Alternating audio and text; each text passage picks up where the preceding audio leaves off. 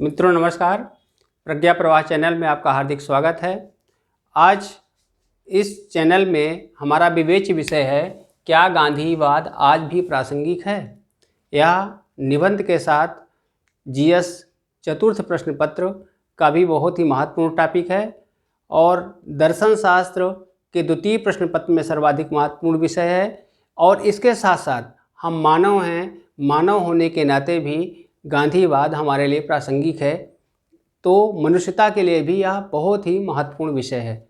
अब हम इस पर चर्चा करते हैं। आप जानते हैं कि जो निबंध की शुरुआत की मांग होती है वह किसी प्रासंगिक उद्धरण के द्वारा, कविता के द्वारा या महत्वपूर्ण कथन के द्वारा। यहाँ पर हम एक मार्मिक प्रसंग रखने जा रहे हैं। गांधी जी और चर्चिल के बारे में एक वार्तालाप की कहानी कही जाती है कि एक बार चर्चिल ने महात्मा गांधी के एकेडमिक रिकॉर्ड पर कटाक्ष करते हुए गांधी जी से कहा, hello mister Gandhi, you have got 3 डंडाज in your all academic records. Mahatma Gandhi ने इसका बहुत सटीक उत्तर देते हुए कहा, no Churchill, we say it 1 डंडा विथ 2 बॉडीगार्ड्स। यहाँ पर जो 3 डंडा है 3rd डिवीजन के, गांधी जी 2 बॉडीगार्ड्स की जो चर्चा करना चाह रहे थे वो उनके 2 बॉडीगार्ड्स हैं सत्य और अहिंसा। और यह मानव के सबसे बड़े बॉडीगार्ड हैं। जब तक मनुष्यता है तब तक सत्य और अहिंसा के कारण गांधी जी की प्रासंगिकता हमेशा बनी रहेगी। और इसीलिए महात्मा गांधी ने 1932 के कराची अधिवेशन में यह कहा था कि गांधी मर सकते हैं किंतु गांधीवाद मर नहीं सकता। अब हम क्या गांधीवाद आज भी प्रासंगिक है, इसके हर एक पद पर विचार करते हैं। क्या गांधीवाद से क्या अभिप्राय है? आज प्रासंगिक, यह इसमें 3 महत्वपूर्ण खंड हैं जिस पर हमको विचार करना है। गांधीवाद क्या है? गांधीवाद वस्तुतः कोई नई विचारधारा नहीं है। महात्मा गांधी ने खुद कहा था कि गांधीवाद जैसी कोई चीज़ नहीं है। हमने भारतीय सभ्यता, भारतीय संस्कृति और विश्व के मानवतावादी मूल्यों से जो भी ग्रहण किया है, गांधीवाद उन्हीं का समन्वित रूप है। और इस रूप में जो गांधीवाद है वह मोहनदास करमचंद से महात्मा गांधी तक की यात्रा है। गांधी जी पूरे विश्व को अपनी इस यात्रा से संदेश देना चाहते हैं कि एक साधारण बालक जो बौद्धिक रूप से 3rd डिवीजन रहा हो, जो चारित्रिक रूप से इस स्तर का रहा हो कि पिता की मृत्यु हो रही है और वो अपनी पत्नी के साथ शैया पर बैठे हों, जो सत्यवादिता की दृष्टि से इस स्तर का रहा हो कि वो बात बात पर अपने पिता से झूठ बोलता रहा हो, वह बालक कालांतर में अपने इन कमियों को दूर करते हुए किस प्रकार से महात्मा के रूप में पूरे विश्व में स्थापित हो जाता है, पूरे विश्व में विभूषित हो जाता है। आप जानते हैं कि महात्मा पद कोई साधारण व्यक्ति ने संबोधित नहीं किया था। नोबेल पुरस्कार विजेता, महान कवि, विश्व गुरु के रूप में प्रतिष्ठापित गुरुदेव रविन्द्रनाथ टैगोर ने उन्हें महात्मा पद से विभूषित किया था। तो इस रूप में जो गांधीवाद है वह सत्य की यात्रा है, अहिंसा की यात्रा है, संघर्षों की यात्रा है। एक जन आंदोलन को कैसे संचालित किया जा सकता है, कैसे जन सामान्य को जोड़ा जा सकता है, गांधीवाद इसकी यात्रा है। अब हम आते हैं आज भी पद बहुत ही महत्वपूर्ण है। गांधी कल प्रासंगिक थे। यह कहा जाता है कि गांधी जी ने सत्य और अहिंसा के द्वारा भारत को विजय दिलाई, पूरे विश्व में एक क्रांति लाई। वह समय था 1947 का। 1947 के बाद गंगा जी में बहुत पानी बह चुका है। जो आज का समय है, क्या आज भी उन पर इन परिस्थितियों में गांधी जी की प्रासंगिकता है। तो इस संदर्भ में जो नवीन परिस्थितियां हैं वहाँ पर गांधी किस रूप में प्रासंगिक हैं, इस पर 3 प्रश्न हैं, 3 खंड हैं जहाँ गांधीवादी मूल प्रयुक्त हो चुके हैं, जहाँ प्रयोग किया जाना चाहिए और जहाँ माना जाता है कि गांधी जी प्रासंगिक नहीं हैं। भिन्न भिन्न समीक्षक इस पर चर्चा करते हैं। हम इन्हीं 3 बिंदुओं पर चर्चा करेंगे। अब ये जो 3 बिंदु हैं गांधी जी की प्रासंगिकता से संबंधित, हम इस पर आते हैं कि गांधी जी के प्रासंगिकता के क्षेत्र क्या क्या हैं। सबसे पहले धार्मिक क्षेत्र में हम आते हैं। धार्मिक क्षेत्र में गांधी जी जब अपने समय में थे तो उस समय सांप्रदायिक दंगे हुए थे और जब भारत विभाजन हुआ उस समय सांप्रदायिक दंगों की विभीषिका और बढ़ गई थी और जब पूरा देश आज़ादी का जश्न मना रहा था उस समय गांधी जी सांप्रदायिक दंगों की आग बुझा रहे थे।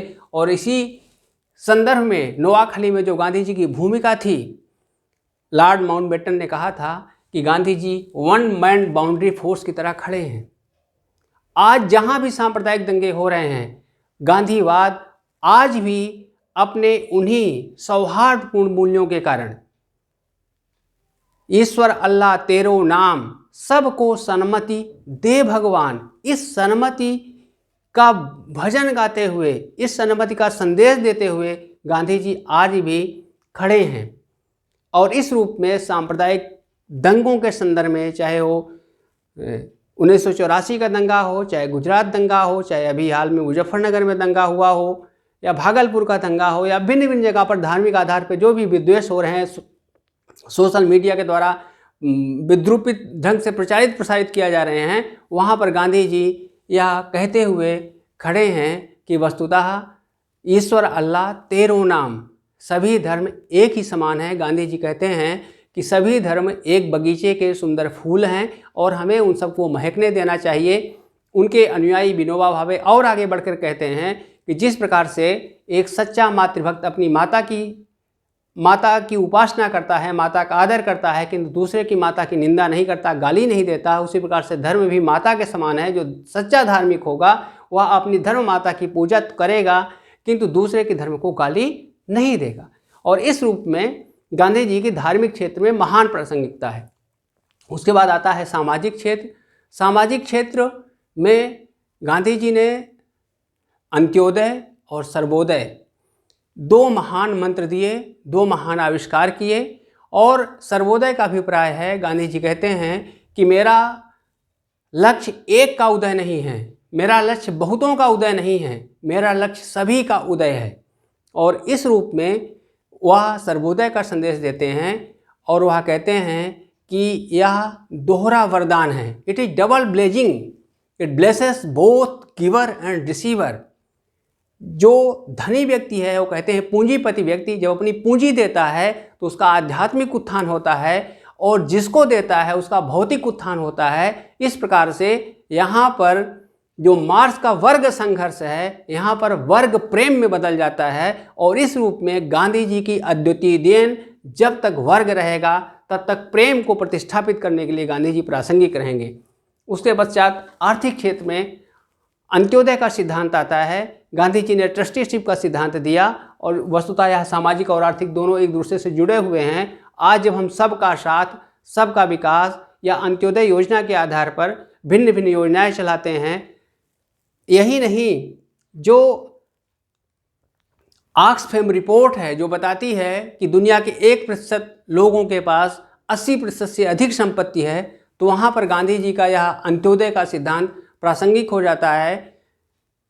SDG 2030 की प्रस्तावना का वाक्य है कि जब तक एक भी व्यक्ति हमारी इस यात्रा में पीछे है तब तक हम अपनी इस यात्रा को पूर्ण नहीं कर सकते। इसमें गांधीवाद की ही ध्वनि है, गांधीवाद की ही आवाज़ है कि जब तक एक भी व्यक्ति पीछे है, जब तक सबका उदय नहीं हो जाता, तब तक हमारे विकास की यात्रा अधूरी है। उसके पश्चात राजनीतिक क्षेत्र में गांधी जी ने लोक नीति का महान आविष्कार किया। राजनीति को विशुद्ध रूप से माना जाता था कि यहाँ पर नैतिकता नहीं है, यहाँ पर छल बल, साम दाम, दंड भेद, ये सभी राजनीति के पर्याय हैं। गांधी जी ने राजनीति में अहिंसा लाई, राजनीति में लोकनीति लाई और इसके द्वारा उन्होंने पूरे विश्व को दिखाया कि राजनीति के लिए नीति आवश्यक है, धर्म आवश्यक है और धर्म रहित राजनीति को मृत्यु के समान, मृत्यु का जाल मानते हैं और इस रूप में वह लोकनीति की प्रतिष्ठापना करते हैं और वो कहते हैं कि वस्तुतः जो सच्ची राजनीति है वह राम राज की ओर ले जाती है। राम राज बैठे त्रैलोका, हर्षित भये गए सब शोका, बैर न कछु काहू सन कोई, राम प्रताप विषमता कोई। किसी का किसी से बैर न हो, विषमता अर्थात समता का मूल्य स्थापित हो जाए, स्वतंत्रता का मूल्य स्थापित हो जाए। तो इस रूप में राम राज्यवाज सुराज की अवधारणा लाई जाती है। तो इस रूप में जो गांधी जी का राजनीति है, जो इस भिन्न भिन्न रूपों में राजनीति के क्षेत्र में भयंकर गिरावट आती जा रही है, राजनीति विद्रूपित होती जा रही है, राजनीति का अपराधीकरण हो रहा है, अपराध का राजनीतिकरण हो रहा है, ऐसे में गांधी जी आकर राम को खड़ा कर देते हैं और कहते हैं कि यहाँ पर अपराध रूपी रावण की नहीं, सत्य रूपी राम की आवश्यकता है। उसके पश्चात अंतर्राष्ट्रीय क्षेत्र में शांति और सौहार्द। एक बार आइंस्टीन से किसी ने पूछा कि तीसरे विश्व युद्ध का परिणाम क्या होगा। आइंस्टीन ने कहा कि तीसरा विश्व युद्ध नहीं जानता, लेकिन चौथा विश्व युद्ध नहीं होगा, क्योंकि तीसरे विश्व युद्ध में संपूर्ण मानव जाति ही नहीं, संपूर्ण प्राणी, संपूर्ण पृथ्वी नष्ट हो जाएंगे।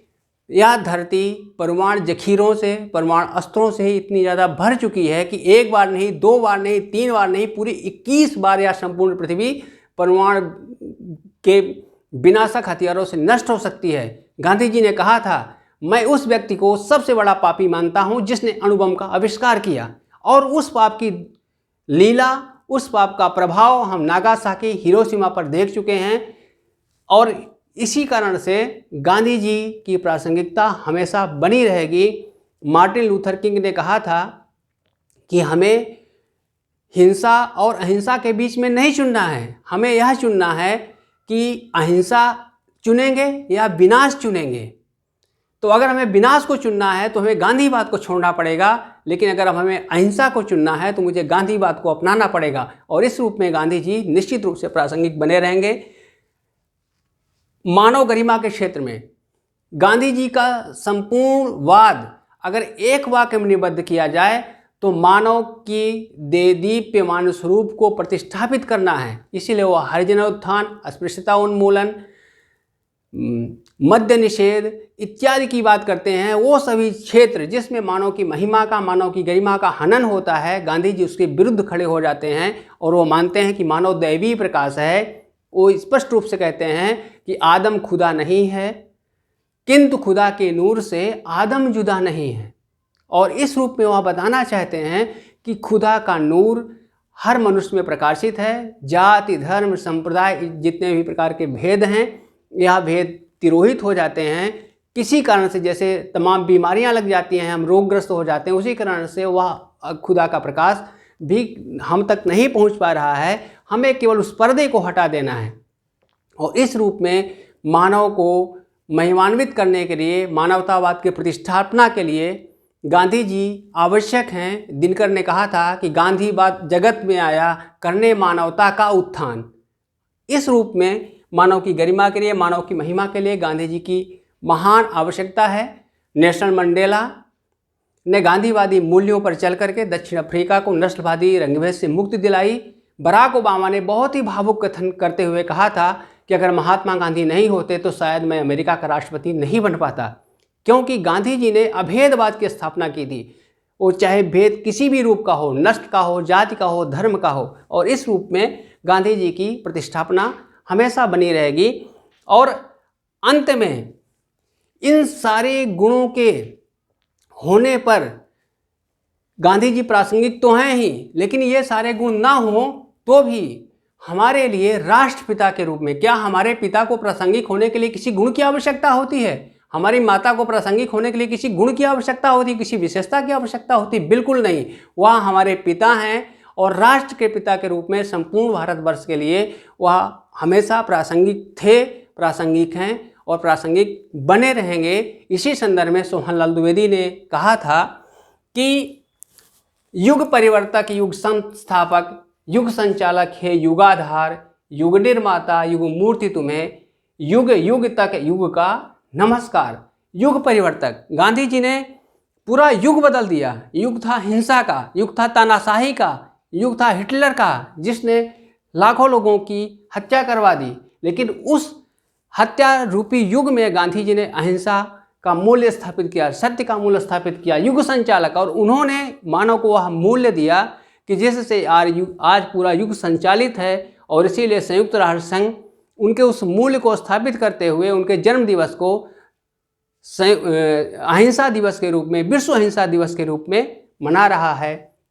युग निर्माता, और इस रूप में गांधी जी ने युग का निर्माण किया। युग युग तक युग को नमस्कार। और इस रूप में गांधी जी ने संपूर्ण युग को एक मानवता का दर्शन दिया। और मार्टिन लूथर किंग ने ठीक ही कहा है कि जब तक मानव जाति रहेगी, जब तक युद्ध की आशंका रहेगी, तब तक गांधीवाद हमेशा प्रासंगिक बना रहेगा।